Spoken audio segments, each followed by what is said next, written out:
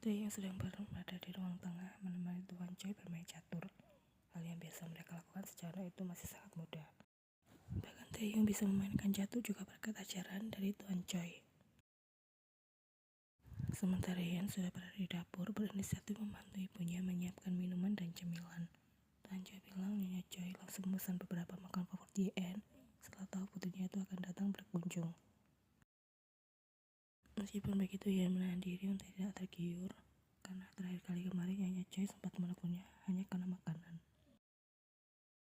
Gadis itu ingin sedikit mengecewakan ibunya yang memiliki sifat tangguh dan menyebalkan sampai enggan meminta maaf. Kau ingin minum apa? Nyonya Choi menawarkan dengan raut datar. Tidak usah bu, aku sudah bawa air mineral dari rumah. Bahasanya ini membuat dahi Nyonya Choi berkerut dalam. Padahal wanita itu sudah membeli sirup markisa yang diproses dengan cara alami tanpa gula tambahan yang menjadi favorit Yen. Bahkan sengaja memajang botol sirupnya di tempat terbuka yang biasa Yen lihat. Segitu tidak sudinya kau minum di rumah orang tuamu sendiri. Apa kau lupa dari lahir hingga sedewasa ini kau sudah hidup di sini? Baru kemarin kau pindah tinggal di apartemen, tapi sudah bertingkah seperti orang asing di sini, omel wanita itu. Aku tidak ingin merepotkan ibu, lagi pula dedikasi ibu kan hanya untuk para sahabat ibu yang berharga itu, ucap Yen dengan sindiran. Nyonya Choi sudah bertajak di sana, terserah kau saja Choi Yen. Nanti buat minuman sendiri saja jika kau sudah merasa haus. Sudah aku bilang aku bawa air mineral. Nyonya Choi tidak melanjutkan obrolan dengan putrinya itu, lantas pergi keluar menuju ruang tengah dengan membawa nampan berisi makanan dan cemilan untuk Tuan Choi dan Taehyung. Aku ingin minum sirup markisa dingin, gumam Yen sendirian, merasa tak tahan untuk pura-pura bersikap cuek, tapi ia masih ingin melihat reaksi Nyonya Choi. Aku harap ibu bersedia memberikan satu botol ini padaku ketika kami hendak pulang nanti, ucap Yen penuh harap. Tak lama kemudian Nyonya Choi sudah kembali memasuki area dapur dan melihat Yen masih ada di sana. Kau pergi saja ke ruang tengah jika tidak ada yang bisa kau lakukan di sini, usir wanita parubaya itu. Karena biasanya Yan berada di dapur untuk mencomot makanan yang ada di sana. Jadi saat gadis itu tak melakukan apa-apa, Nyonya Choi merasa putrinya itu tampak aneh. Aku sengaja menunggu ibu kembali kemari untuk membicarakan sesuatu, ucap Yan memulai. Tentang apa percayaanmu dengan Taehyung? Serbu Nyonya Choi sudah tampak kusar di sana, tapi ia berusaha untuk menutupinya. Wanita itu baru menyadari jika Taehyung jauh lebih berharga dan lebih baik daripada Hoseok yang selama ini selalu ia banggakan. Karena Taehyung bahkan bisa menghargai dan memperlakukan Yen dengan sangat baik, sementara Hoseok meninggalkan Yen begitu saja tanpa bertanggung jawab dan meminta maaf. Rumah pengantinnya selama ini sudah mereka beli dengan uang bersama, statusnya juga tak jelas. Yen tidak mempermasalahkan hal itu karena sudah terlanjur sakit hati, tetapi baru kemarin Nyonya Choi mencoba mencari tahu kabar terbaru rumah itu dan menemukan fakta jika kepemilikannya sudah berganti dengan nama ibu dari Hoseok. Ketika dimintai pertanggungjawaban dengan menemui ibu kandung Hoseok beberapa waktu yang lalu, wanita itu justru menuduh Nyonya Choi mengada-ada dan mengklaim biaya pembelian rumah itu sepenuhnya ditanggung oleh Hoseok. Nyonya Choi merasa terima dan ingin menempuh jalur hukum untuk merebut hak putrinya, namun Tuan Choi mengatakan jika mereka tak perlu melebatkan masalah itu lagi. Karena mengurusi hubungan Yan dan Taehyung yang nasibnya sudah berada di tanduk jauh lebih penting daripada hal ini. Sabar sedikit bu, aku masih harus mengurus beberapa dokumen agar bisa segera memulai sidang perceraian ini. Nyonya Choi tampak terkejut di sana. Kau benar-benar akan bercerai? Sudah kau pikirkan berapa kali hingga kau berani mengambil keputusan ini? Hampir ratusan kali dalam sehari, sampai-sampai kepalaku rasanya mau pecah, balas Yan datar. Mungkin karena sudah memasrahkan semuanya untuk menuruti segala keinginan ibu, pada akhirnya Tuhan memberikan aku jalan. Padahal jika dipikir dengan akal sehat, hal seperti ini nyaris mustahil terjadi dalam hidupku, tapi doa ibu adalah segalanya. Terima kasih karena sudah tak menyerah untuk menyadarkan aku jika aku harus meraih hakku kembali. Apa yang kau maksud? Tanya Nyonya Choi penasaran. Tentu saja Hoseok, aku akan bertemu dengannya besok jam 8 malam di Hotel XX. Bagaimana bisa aku berhubungan dengan Hoseok lagi? Secara kebetulan, mungkin juga takdir dari Tuhan. Aku akan menggodanya dengan seluruh kemampuanku dan harus bisa membuatnya tidur denganku. Bukankah begitu, Bu? Tanya Ian dengan raut meyakinkan. Ian kemudian berjalan mendekati Nyonya Choi yang tampak berdiri kaku di sana. Ia bergerak untuk memeluk pundak Nyonya Choi. Dengan perasaan rindu karena sudah lama tak bisa melakukan hal semacam ini lagi. Ibu jangan khawatir, aku tidak akan jadi anak pembangkang lagi mulai sekarang. Aku janji akan segera merebut Hoseo dari si pelakor itu, karena ia adalah menantu idaman ibu.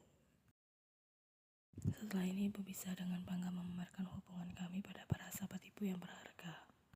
Nyonya Choi sudah menatap Ian dengan pandangan tak percaya.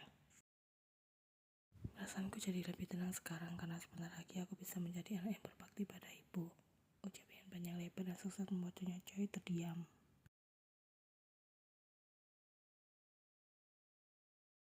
Akan aku usahakan pulang ke rumah, kau jangan lupa makan. Aku sudah menyiapkan beberapa lauk pendamping di kulkas. Jika kau merasa itu terlalu merepotkan, kau bisa pesan makanan di luar saja, ucap Taehyung sebelum ia pergi. Ian membalas dengan anggukan dan tersenyum. Kau juga jangan terlalu keras pada dirimu sendiri. Ingat, kau masih dalam proses belajar, jadi wajar jika kau masih merasa kebingungan. Hanya jangan pernah malu untuk bertanya jika kau memang tidak mengerti. Ian sudah memberikan nasihat panjang lebar karena setari malam Taehyung sudah mengeluh. Ia takut tidak bisa memenuhi ekspektasi sang kakek dan membuat Tuan Kim merasa kecewa. Seharusnya ini menjadi saat-saat terakhir kita menikmati waktu bersama sebelum nanti aku benar-benar menjadi sibuk. Gerutu pemuda itu, kenapa kakek memulainya bahkan ketika akhir pekan begini? Ayahmu bahkan tidak memiliki waktu liburan terus banting tulang demi keluarga. Coba tiru semangat Taiso Opa, balas Yen. Apa aku tidak jadi pergi saja? Tapi aku harus pakai alasan apa pada kakek? Tanya Taehyung. Belum kau sudah menunjukkan sikap tidak profesional. Kakekmu mungkin tidak akan menyukai hal ini, ucap Yen jelas tak menyetujui rencana Taehyung. Kau kelihatannya tidak masalah, sebentar lagi aku tinggal pergi bekerja. Kita tidak akan bisa sering bertemu setelah ini. Aku tahu Taehyung, balas Yen kalem. Tidak akan ada lagi Kim Taehyung yang mengunjungimu ke rumah sakit saat jam makan siang tiba. Apa kau tidak merasa kehilangan? Lalu aku harus berekspresi seperti apa untuk menunjukkan jika aku merasa ini adalah sebuah masalah? Tanya Yen pada suaminya itu. Setidaknya katakan jika aku pasti akan merindukan aku, pinta Taehyung. Tentu saja aku pasti akan merindukanmu, balas Yen. Katakan juga kau pasti akan merasa kesepian tanpa aku. Itu kan sudah jelas karena dari dulu orang yang lebih sering menemani aku hanyalah kau. Jangan terlalu larut dalam kekhawatiran mengenai waktu. Hanya mari berusaha untuk bisa bertemu satu sama lain ketika ada waktu luang. Lanjut Yen mencoba untuk menenangkan perasaan gusar pemuda itu. Kau benar, mari kita lakukan. Aku sangat berharap kita tidak memiliki jadwalnya bentrok, ucap Taehyung. Aku akan menyesuaikan jadwalmu setelah berhasil memiliki klinik sendiri. Entah itu kapan, tapi yang pasti itu adalah mimpi besar Yen sejak dulu. Ian kemudian mengantar kepergian Taehyung hingga ke depan pintu. Mau aku antar sampai tempat parkir, tawar gadis itu. Tidak perlu karena itu terlalu jauh, cukup sampai sini saja, tolak Taehyung. Tapi kemudian pemuda itu tak kunjung pergi dari sana seolah masih ada sesuatu yang belum ia dapatkan, hingga tak bisa membuatnya pergi dengan tenang. Ian menyadari hal itu segera bergerak untuk memberikan pelukan perpisahan bagi sang suami. Taehyung membalasnya dengan lebih erat dan melepaskan setelah ia memberikan kecupan dalam di kening Yen. Bahkan dulu saat hendak pergi wajib militer, kau tidak berlebihan seperti ini, koda Yen. Karena kemarin kau belum menjadi istriku, sekarang tentu saja sudah boleh cium, balas Taehyung. Kau sudah mendapatkannya kan, sekarang pergilah dan hati-hati di jalan, pesan gadis itu, namun Taehyung masih enggan melangkah menjauh dari depan pintu. Ada apa lagi? Tanya Yen heran. Aku ingin pergi dengan perasaan yang bahagia dan tanpa beban. Kedua mata pemuda itu jelas setuju pada bibir Yen yang masih tampak alami pagi ini, karena gadis itu belum sempat menggunakan make up dan hanya basic skincare serta memuaskan pelembab bibir saja di sana. Tapi percayalah, wajah natural Yen adalah yang terbaik. Gadis itu terlihat sangat polos tanpa make up. Siapapun tidak akan menyangka jika Yen sudah berusia kepala 3.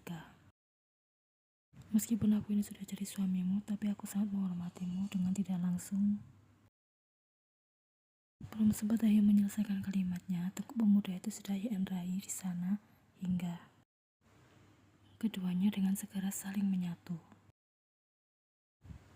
Lembut itu Yen berikan, dan kedua mata gadis itu mulai terbejam saat Taehyung juga sudah bergerak dengan lembut dan saling satu sama lain.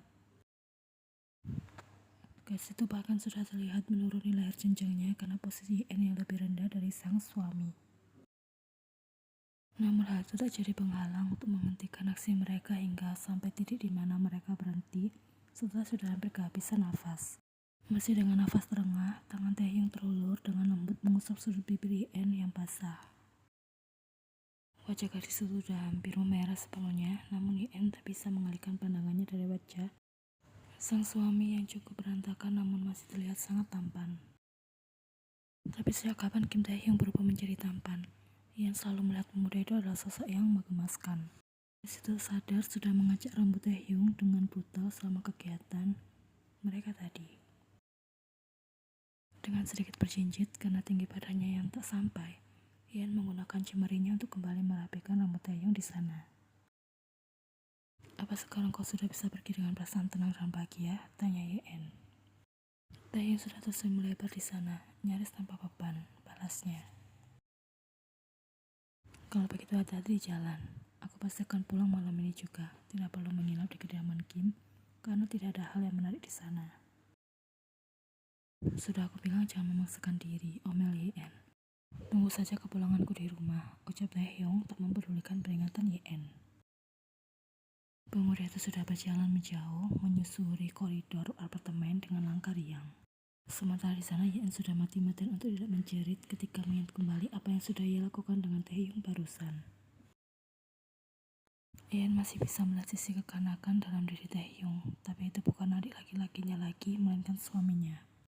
Sosok laki-laki yang tampan serta mengemaskan secara bersamaan, namun sangat bisa untuk diandalkan.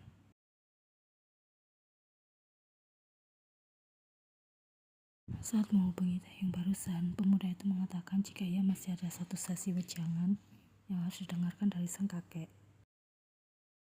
Untuk saat ini Taehyung sedang istirahat sejenak karena ia mengeluh otaknya yang sudah terasa panas. Ketika Yen bertanya kapan kira-kira Taehyung akan sampai di rumah, pemuda itu membalas mungkin sekitar jam 10 sampai 11 malam.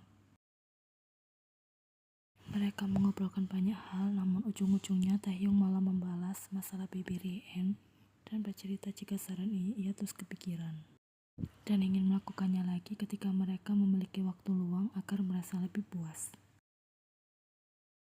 Tak ingin mengganggu konsentrasi Taehyung, Yen segera memutuskan panggilan telepon tersebut dengan alasan ia akan pergi berendam air hangat. Taehyung meminta Yen membawa ponselnya sekalian ke kamar mandi agar mereka bisa melanjutkan obrolan dengan via video call. Gadis itu jangan cepat mengerti kemana arah tujuan sang suami yang membuat Yen ingin sekali mencetak kepala Taehyung, andai saja pemuda itu ada di sini. Padahal saat ini Yen baru saja berhenti di area parkir Hotel XX. 10 menit lagi ia ada janji temu dengan Hoseok. Gadis itu sudah menggunakan gaun hitamnya yang tampak terbuka, juga riasan make up yang terlihat tajam berpadu dengan warna lipstik merah menyala. Aku benci style seperti ini, gerutu Yen, namun tetap harus ia lakukan dengan profesional untuk mencapai tujuannya. Sebentar kemudian, sebuah pesan singkat dari target pertama yaitu Nyonya Choi baru saja terkirim di ponsel Yen. Apa-apaan baju dan makeupmu itu? Itu adalah respon dari Nyonya Choi sesaat setelah Yen mengirimkan foto tampilannya malam ini. Belum sempat Yen membalas pesan tersebut, wanita itu sudah lebih dulu menelponnya.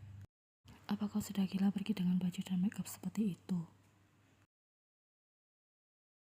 Ini adalah style pelakor kelas atas, balas Yen yang sudah ingin muntah mendengar ucapannya sendiri. Aku yakin Hoseok pasti langsung melirikku setelah ini dan bahkan bersedia pergi meninggalkan istrinya yang sedang hamil. Apa kau ini gadis murahan? Sentak Nyonya Choi di sana. Ini kan ajaran ibu, apa ibu lupa? Balas Yen tak mau kalah. Choi Yen, pulang sekarang juga, jangan jadi wanita gila. Tidak mau. Nanti ibu pasti akan mengungkit-ungkit masalah ini lagi. Aku sudah lelah terus berselisih dengan ibu. Lagi pula kesempatan untuk bisa bertemu dengan Hoseok adalah hal yang langka. Aku tidak boleh membiarkan hal ini berakhir dengan sia-sia. Kau ini wanita yang telah bersuami, mana bisa secara terang-terangan berselingkuh dari suamimu. Lalu di mana Kim Tae-hyung sekarang? Mengapa dia mengizinkanmu berkeliaran sembarangan? Tidak tahu dan tidak penting juga. Lagi pula aku dan Tae-hyung akan segera bercerai sebentar lagi. Kami sudah tidak mempedulikan satu sama lain. Choi-en, kau ini benar-benar. Ian segera memutuskan sambungan teleponnya. Jika terus dilanjutkan, pada pandangannya Choi, ia pasti akan terlambat bertemu dengan Hoseok di dalam.